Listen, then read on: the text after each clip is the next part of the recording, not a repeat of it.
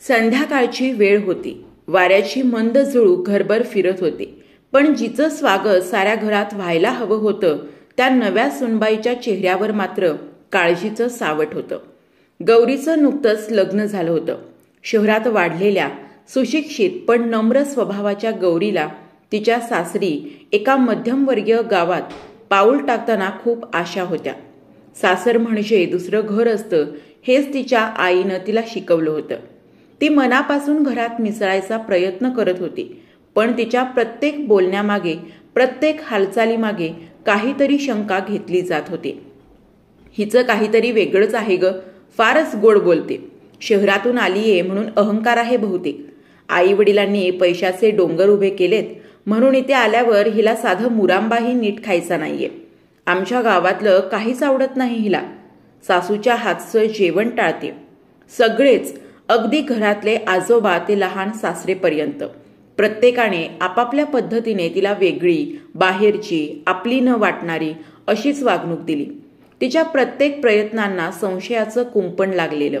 तिच्या मनात घर बसवण्याची इच्छा होती, पण सगळेजण फक्त तिच्या शहरातल्या उच्च शिक्षणाकडे, तिच्या वावराकडे, तिच्या गुपचूप मोबाईलवर बोलण्याकडे लक्ष देत होते. गौरीचं मन तुटत होतं. ती न बोलता रात्रंदिवस काम करत होती. सासूच्या मागे मागे, लहान दिराला टिफिन, मोठ्या दिराच्या बाळाला सांभाळणं, पण तरीही तिच्या चेहऱ्यावरचं हास्य कुणालाही अभिनय वाटायचा. नवरा सौरभ, त्याला माहीत होतं की गौरी खूपच समजूतदार आहे, पण तोही घरच्या लोकांसमोर उघडपणे काही बोलत नसे. एक दिवस सासूबाईंच्या बालमैत्रिणीच्या घरी एक कार्यक्रम होता. त्या सर्व मंडळींबरोबर गौरीही गेली होती. कार्यक्रमात सगळ्यांच्या समोर त्या काकूंनी गौरीची तारीफ केली.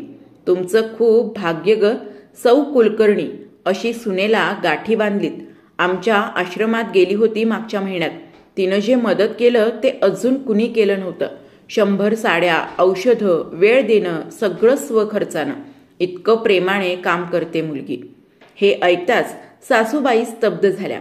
त्या दिवशी पहिल्यांदा त्यांना वाटलं आपण तिच्या प्रेमळ स्वभावाला धड समजून घेतलंच नाही. त्याच संध्याकाळी घरी येताना गाडीत सौरभचं पण लक्ष गेलं.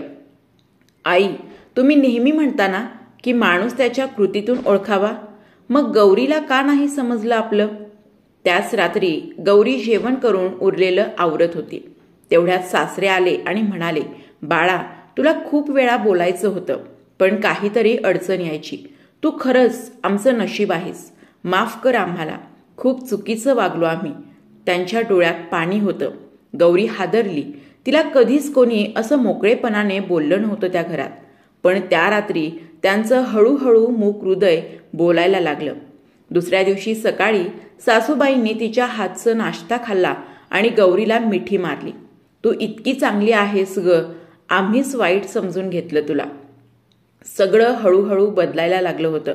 मात्र जे बर्फ पहिल्यांदा जसा गोठतो तसा काहीसा उरलेला दुरावा. फारसा नाही, पण तसाच राहिला. प्रेम वाढलं होतं, स्नेहही, पण पहिल्यासारखा आपलासा हक्क मात्र कुणालाच उरला नव्हता. गौरीचं मन मोठं होतं. तिने कोणतीच कुरकुर केली नाही, पण तिचंही मन अधूनमधून कुजबुजायचं. जर सुरुवातीलाच आपल्यावर विश्वास ठेवला असता तर कदाचित मी या घरात पूर्ण मनाने मिसळले असते. काही नाती अशा नाजूक धाग्यांनी विणलेली असतात.